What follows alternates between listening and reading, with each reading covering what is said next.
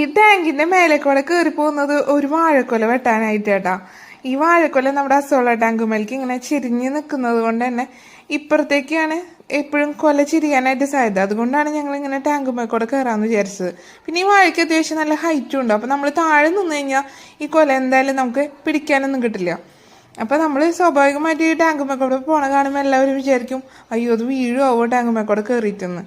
അന്ന് അങ്ങനെയൊക്കെ സംഭവിച്ചു കേട്ടോ. ഞങ്ങളിതേ പയ്യെ ഇതിൻ്റെ കൊലയൊക്കെ ഇങ്ങനെ വെട്ടി ചാച്ച് കൊണ്ടുവന്നപ്പോഴത്തേനും ഈ കൊലയുടെ ഒപ്പം തന്നെ താഴേക്കും വീണു കേട്ടോ. പക്ഷെ കാര്യമായിട്ടൊന്നും സംഭവിച്ചില്ല, ചെറിയൊരു വീഴ്ച മാത്രമേ വീണുള്ളൂ. ആ വാഴയമ്മ ഇങ്ങനെ പിടിച്ച് വീണത് കൊണ്ട് വേറെ വലിയ കാര്യമായിട്ടുള്ള പരിക്കൊന്നും പറ്റിയില്ല. അതിനുശേഷം ആ കൊലയൊക്കെ എടുത്തിട്ട് അങ്ങനെ വീട്ടിലേക്ക് പോന്നു കേട്ടോ. ഈ കൊല വെട്ടാനായിട്ടുള്ള കാരണം എന്ന് പറഞ്ഞത് ഈ ഒരു കായ പൊട്ടിയത് കാരണം കേട്ടോ. അത് ശരിക്കും അങ്ങോട്ട് മൂത്ത് പഴുക്കണം അത്രയ്ക്കൊന്നും ആയിട്ടുണ്ടായിരുന്നില്ല. പിന്നെ നമ്മളത് പൊട്ടി പോകണ്ടെന്ന് വിചാരിച്ചിട്ട് അങ്ങനെ വെട്ടി കഴിഞ്ഞിട്ട് പിന്നെ അതേ ഇവിടെ പിണ്ടികളൊക്കെ ഒന്ന് വെട്ടി അതിൻ്റെ ക്ലീൻ ചെയ്യാട്ടോ. ഇത് 2 വാഴയായിട്ട് നിന്നത്. അപ്പം നമ്മൾ ആദ്യത്തെ വാഴ ഏകദേശം ഒരു മാസം മുമ്പ് അങ്ങനെ വെട്ടിയെടുത്തായിരുന്നു. അന്ന് അതിൻ്റെ പിണ്ടി കുറച്ച് വെട്ടാനുണ്ടായിരുന്നു, അത് അങ്ങനെ വെട്ടി കളഞ്ഞിട്ടുണ്ടായിരുന്നില്ല. അപ്പം അതും ആ വാഴയുടെ കണ്ണാണ് നമ്മൾ നിർത്തിയായിരുന്നത്. ഈ വാഴയുടെ കണ്ണ് നിർത്തിയില്ല. 3 കണ്ണിനേക്കാളും കൂടുതൽ നിൽക്കാനുള്ള സ്ഥലം ഇവിടെ ഇല്ലാത്തത് കൊണ്ട് തന്നെ നമ്മൾ ആദ്യത്തെ വാഴയുടെ 3 കണ്ണ് മാത്രമേ നിർത്തിയുള്ളൂ.